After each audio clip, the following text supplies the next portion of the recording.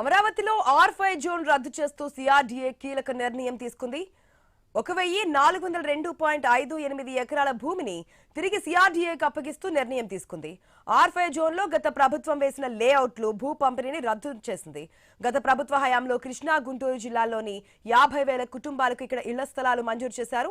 R5 zone వల్ల మొత్తం Amaravati master plan కు ఇబ్బంది కలుగుతుందని సిఆర్డీఏ భావిస్తోంది. ఇప్పటికే ఇళ్ల స్థలాలు కేటాయించిన వారికి వేరొక చోట స్థలాలు మంజూరు చేయాలని నిర్ణయించింది. పూర్తి అప్డేట్స్ మా ప్రతినిధి కాంతి ద్వారా తెలుసుకుందాం. రెడ్ కాంతి, ఏదైతే R5 జోన్ రద్దు చేయాలని నిర్ణయించినట్టుగా తెలుస్తోంది సిఆర్డీఏ, డీటెయిల్స్ ఏంటి?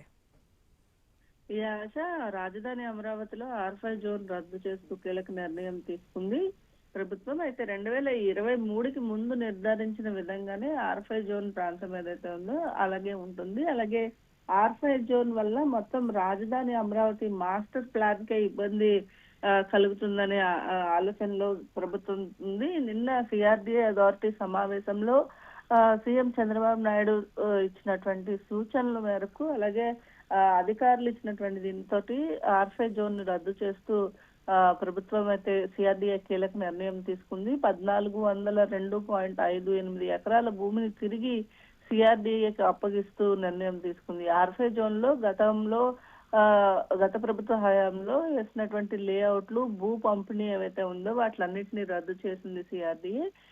కృష్ణా గుంటూరు జిల్లాల్లోని సుమారు 50,000 కుటుంబాలకు R5 జోన్ అంటే అమరావతి ప్రాంతంలో ఇళ్ల స్థలాలు మంజూరు చేశారు. ఇళ్ల స్థలాలు మంజూరు చేయడం వల్ల అక్కడ జరిగేటువంటి మాస్టర్ ప్లాన్ ఏదైతే ఉందో, రాజధాని అమరావతి అభివృద్ధికి సంబంధించి మాస్టర్ ప్లాన్ లో ఇబ్బందులు వస్తున్న నేపథ్యంలో దీనికి సంబంధించి ఏదైతే 1402.58 ఎకరాల భూమిని R5 జోన్ నుంచి రద్దు చేసి తిరిగి సిఆర్డీకి అప్పగిస్తూ నిర్ణయం తీసుకోవడం జరిగింది. ఇక ఇక్కడైతే ఎవరికైతే ఇల్లు కేటాయించారో వాళ్ళకి వేరొక చోట ఇళ్ల స్థలాలు మంజూరు చేయాలని చెప్పి గవర్నమెంట్ ఇప్పటికే నిర్ణయం తీసుకోవడం జరిగింది. ఈ నేపథ్యంలో R5 జోన్ కి సంబంధించినటువంటి R5 జోన్ అనేది లేకుండా సిఆర్డీఏ రద్దు చేస్తూ కీలక నిర్ణయం తీసుకుంది. ఆశ.